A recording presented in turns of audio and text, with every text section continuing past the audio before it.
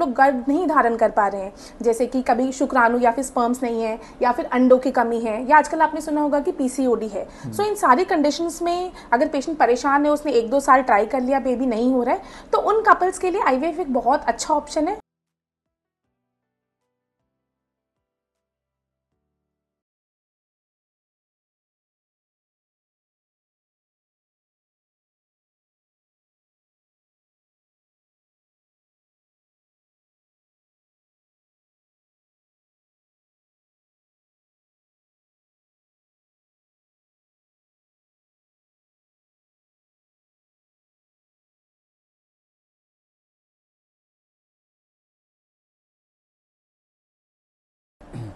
सभी को मेरा नमस्कार। मेरा नाम मयंक शुक्ला है।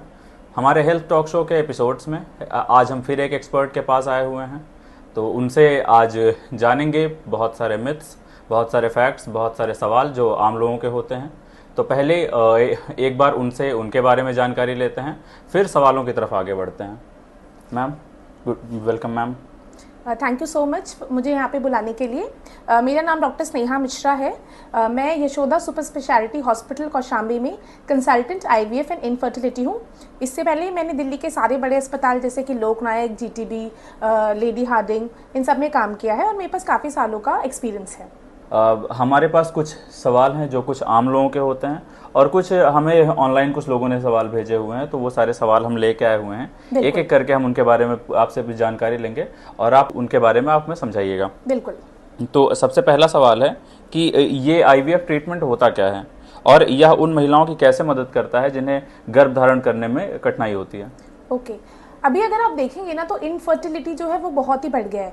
बहुत लोगों का खाना पीना, जो लाइफस्टाइल है वो काफ़ी चेंज हो गया है। इसकी वजह से इनफर्टिलिटी बढ़ गया है और इनफर्टिलिटी बढ़ने से आईवीएफ का जन्म हुआ है। अब आईवीएफ में बेसिकली हम करते क्या है कि जो औरतें हैं उनके अंडे हम बाहर निकालते हैं लैब में कुछ इंजेक्शंस देकर, ओके, और उसको स्पर्म से फ्यूज करते हैं और टेस्ट ट्यूब बेबी बनाते हैं लैब में, ठीक है। और उस टेस्ट ट्यूब बेबी को हम वापस जो औरत है उसके यूट्रस में डालते हैं, जिससे बेबी डेवलप होता है। तो जितनी भी टाइप की इनफर्टिलिटी या जो लोग गर्भ नहीं धारण कर पा रहे हैं, जैसे कि कभी शुक्राणु या फिर स्पर्म्स नहीं है, या फिर अंडों की कमी है, या आजकल आपने सुना होगा कि पीसीओडी है। सो इन सारी कंडीशंस में अगर पेशेंट परेशान है, उसने 1-2 साल ट्राई कर लिया, बेबी नहीं हो रहा है, तो उन कपल्स के लिए आईवीएफ एक बहुत अच्छा ऑप्शन है। और आज की डेट में हमारे पास ऐसी टेक्नोलॉजी अवेलेबल है कि ऑलमोस्ट 80 to 90% सक्सेस रेट भी हम विद आईवीएफ अचीव कर पाते हैं। ओके मैम, जैसा कि आप जानती हैं आज के टाइम में कैंसर बहुत ज़्यादा तेज़ी से बढ़ रहा है और हाँ। बहुत सारे ऐसे मिथ्स भी होते हैं वो इससे रिलेटेड, जैसे कि वो बहुत सारे लोग कहते हैं कि आईवीएफ करवाने से, ज़्यादा बार आईवीएफ फेलियर होने से कैंसर का खतरा एक नॉर्मली बढ़ जाता है। तो मतलब हम लोग सबसे पहले तो ये जानना चाहिए कि ये ओवरी कैंसर क्या होता है। ओके। और इसे साइलेंट किलर लाइक क्यों कहा जाता है? हाँ, बहुत अच्छा सवाल पूछा है आपने, क्योंकि बहुत सारे पेशेंट्स हैं जो मेरे पास आते हैं और वो मुझसे पूछते हैं कि एक्चुअली मैम आईवीएफ का और ओवेरियन कैंसर का क्या रिस्क है। तो पहले मैं आपको थोड़ा सा ओवेरियन या फिर जो अंडाशय का कैंसर होता है उसके बारे में बताती हूँ। जो अंडाशय का कैंसर होता है उसको हम एक साइलेंट किलर भी बोलते हैं। क्यों? क्योंकि आप अगर बाकी कैंसर्स को देखें तो उनके सिम्टम्स बहुत जल्दी आ जाते हैं। जैसे अगर आपको यूट्रस का कैंसर है तो उसमें आपको ब्लीडिंग हो जाएगी, आपको सर्विक्स का कैंसर है तो उसमें आपको डिस्चार्ज होगा। बट यूट्रस के कैंसर में प्रॉब्लम ये है कि जो इसके सिम्टम्स होते हैं वो बहुत ही नॉन स्पेसिफिक होते हैं। नॉन स्पेसिफिक मतलब कि भूख नहीं लगेगी, पेट में दर्द होगा। अब ये तो हर किसी को ही होता है आफ्टर एन एज, ठीक है। तो जो लेडीज होती है उनको पता ही नहीं चलता कि उनको कैंसर है, एंड बाय द टाइम वो हमारे पास आती है डायग्नोसिस के लिए, वो ऑलरेडी स्टेज 3 स्टेज 4 में होती है। इसीलिए हम ओवेरियन कैंसर को साइलेंट किलर भी बोलते हैं, ठीक है। अब हम देखते हैं कि इसका आईवीएफ से क्या रिलेशन है। तो इस पे बहुत स्टडीज हुई हैं ओवर द ईयर्स। तो अभी तक ऐसा कोई साइंटिफिकली प्रूवन नहीं है कि अगर आप बार बार आईवीएफ करवाते हैं तो आपको ओवेरियन कैंसर का रिस्क होगा।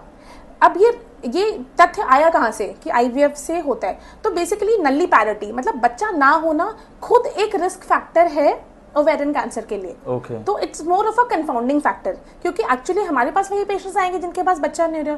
तो इसीलिए बहुत बार लोगों को लगता है कि आईवीएफ का रिस्क है फॉर ओवेरियन कैंसर, बट ऐसा किसी भी साइंटिफिक स्टडी से अभी प्रूवन नहीं है कि आईवीएफ के इंजेक्शन लेने से या मल्टीपल आईवीएफ साइकिल्स कराने से ओवेरियन कैंसर का रिस्क होता है। फिर भी मैं अपने जो भी दर्शक है उनको बताना चाहूँगी कि हम आईवीएफ भी जब करते हैं हम मैक्सिमम 4 से 6 साइकिल्स करते हैं। उसके बाद का हमारे पास इतना डेटा ही नहीं है कि हम ये प्रूव कर पाएँ कि वेदर 6 साइकिल से ज़्यादा आईवीएफ करवाने पर आपको ओवेरियन कैंसर का रिस्क हो रहा है नहीं है। सो जो सेफ्टी लिमिट हमने सेट की हुई वो 4 से 6 साइकिल्स पे है। Okay, thank you so much ma'am हमारे साथ जुड़ने के लिए, हमें बहुत अच्छा लगा।